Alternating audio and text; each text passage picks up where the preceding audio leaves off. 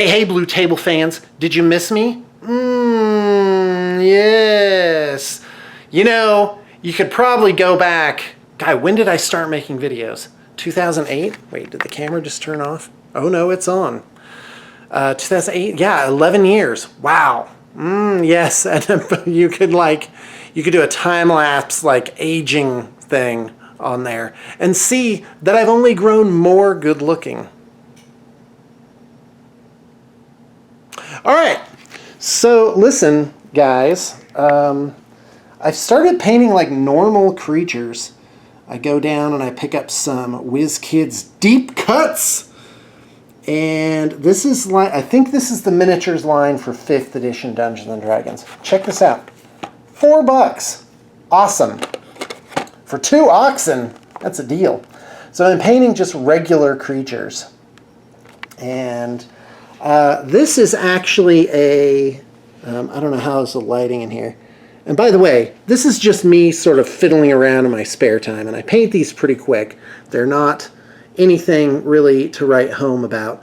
So this was part of a 2-pack for Infinity. The client wanted 1 miniature. This was extra. So I just whipped it together, gave him like a little bit of corking on his base. And he has sort of this purple, grayish blue skin, which I thought was cool. Painted this fox and badger, loads of fun. This is a quick version of a Guild Ball figure that an artist did for my D&D game, and he's got like a carrot stuck on these makeshift claws there. I was rebasing one of these dragon ogres. I was very pleased with how these turned out. I think you guys have already seen those though. This is a grain silo for a model train project that we're working on, and this thing has like a zillion parts to it.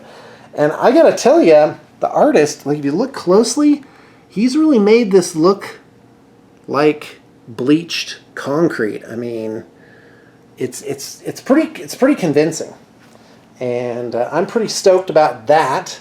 And this is just sort of the leftovers from my D&D game I have been running. So what I'm doing now, you guys know I'm running Kingmaker. And some people are like, hey, what about battle reports? And it's like, I gotta find someone to do the battle reports because I just don't feel like it. Anyway, Kingmaker, let's see if I can find number 1 here. There we go, the Stolen Land. Basically, there's a map. And in fact, let's take a look at this here. So this is the map that I made for, and this is upside down now. So at the top, the party is moving from north to south, sort of adventuring, and it gets harder as it goes south. And then I started a second party, and I was like, should I have them like in the same universe, right? And my idea was, well, this map is the size of Vermont, so 2 bands of adventurers could easily be operating in the same region and never come into contact with each other. So I sat down with my group. I'm like, all right, what are you guys playing? Let's hear race and class. And it was a goblin, a kobold, and a lizard folk. And I was like, you guys are the bad guys. You guys are all the creatures that they're here like killing. So I had an idea. I thought, all right, what if I flip the map upside down and I have the second party, who are basically like these evil humanoids, moving from south to north to sort of like be the anti-party.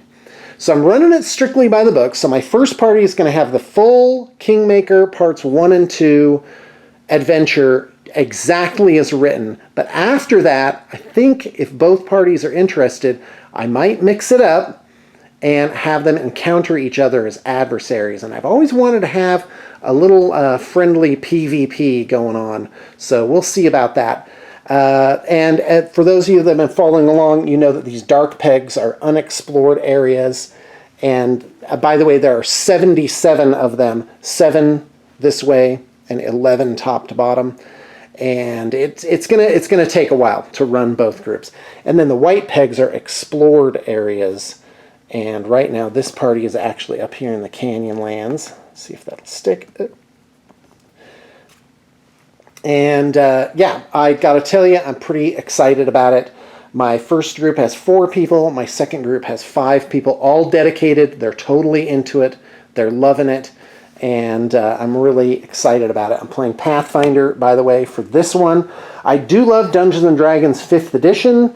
That is really, it's fantastically done, but they definitely are two different systems, and each one with its pros and cons to it.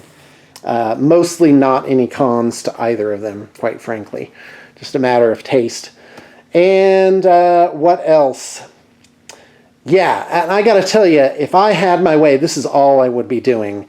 And so, yeah, and I have a setup like no other. Like, I have tons and tons of terrain, and definitely would like to make more.